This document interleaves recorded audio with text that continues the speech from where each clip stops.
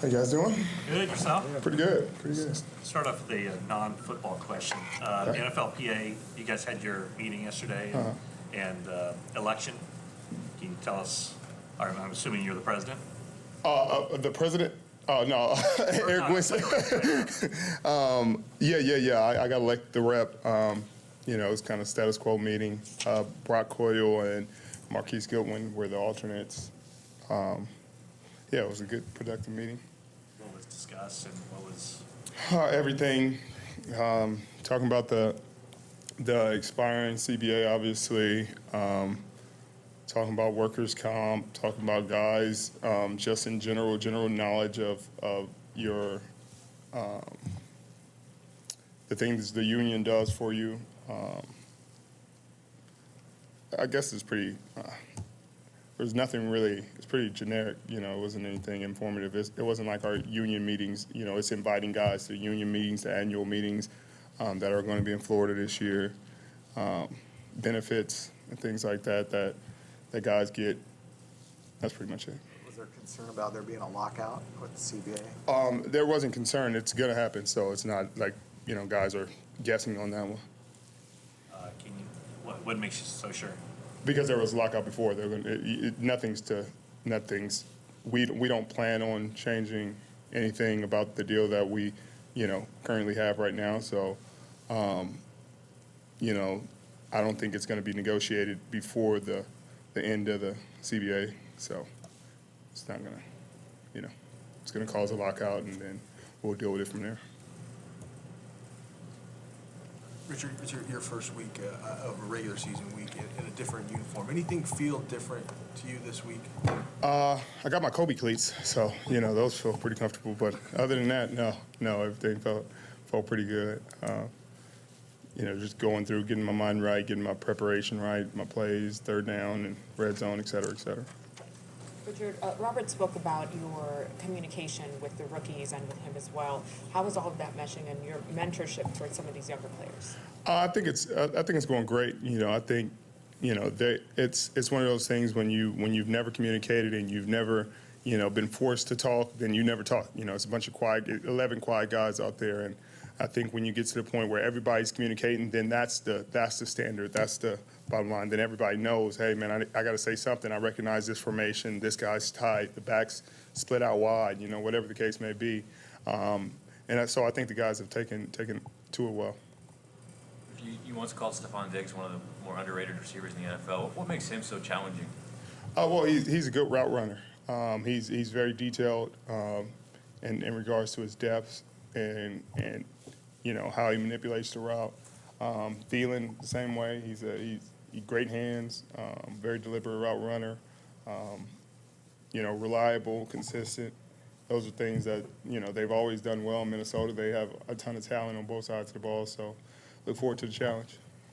You said after the Colts game that you had wished that they had tested you deep with T.Y. Hilton. Are you satisfied with that? I mean, have you gotten that, taken care of in practice? Have you taken Marquise Goodwin out after practice and had him? Yeah, we've got the reps in practice, so it's not something I'm really concerned about at this point. Coaches have gotten it inside the game plans and periods of practice that we go through, gotten me opportunities to see the deep ball and to make plays on it. So, it's comfortable. Before you get out there on the practice field, Richard, we noticed you go off and get a little treatment. Is that just more of a routine now that you've gotten used to get everything loosened up? It's just kind of something I've started to do with Ray, and we've kind of gotten in a routine about it, and it's just continued throughout. Does it take a while to loosen up? Not really. I actually warm up pretty quick after that. That's more just like stretch and getting on the massager, and then I do a few ladders, and then I'm off to practice. Is that something that was recommended to you, maybe by Kobe or somebody else, just to go through that? No, it's just something that kind of happened. It was the routine I would always do before we would do like the rehab sessions, and then once we got to practice, I just kind of continued it, honestly. Do you expect, school of thought is they're going to throw at you early and often to see if you're still Richard Sherman. I mean, do you expect that? I don't even think about it, honestly. I don't think about it either way. I'm going to go out there and cover the guy I'm on and keep him from catching the ball. So I don't think, like, man, they're going to try me early. I got to be on my game, or man, they're not gonna, never thought about that. So it's not a big deal either way. All your teammates say you pretty much fit in seamlessly since you got here. Just curious, when you were coming in at first, were you curious about how you'd be accepted into a new locker room, switching teams for the first time, and given the rivalry between two teams, obviously? Not really. I'm a social butterfly. It wasn't anything I was really concerned about. I think that most of these guys, outside of Joe and maybe Selleck, none of these guys were here when we would play Frisco and go through all that. I wasn't worried about that at all. Joe's a pretty great guy. So, he's pretty down to earth and understood, football's football, business is business. With the changes that have happened, in your life playing here, do you go into this season opener like a veteran, or is there a little bit of a rookie excitement, rookie feel for you? It's always that rookie excitement. I don't think it changes from when you're first year to your 8th year.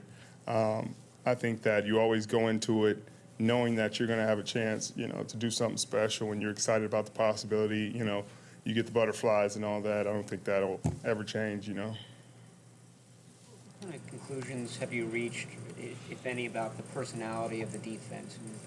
Is it? I think we're going to be really dynamic. I think we're going to be able to be incredibly multiple and varied in our sets. And, I think you're going to be surprised by some of the guys who stand out in the first game. When you came in with Earl and Cam, that's a lot of personality, that's a lot of fire.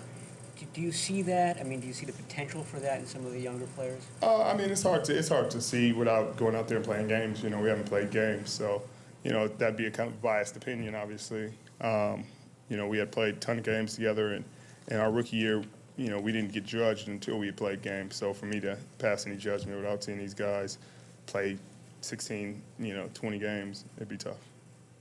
Solomon being a Stanford guy, a young guy, he's got a lot of scrutiny on him based on where he was picked. Have you developed any sort of a relationship with him? We talk, we go over plays, and just more in a professional sense.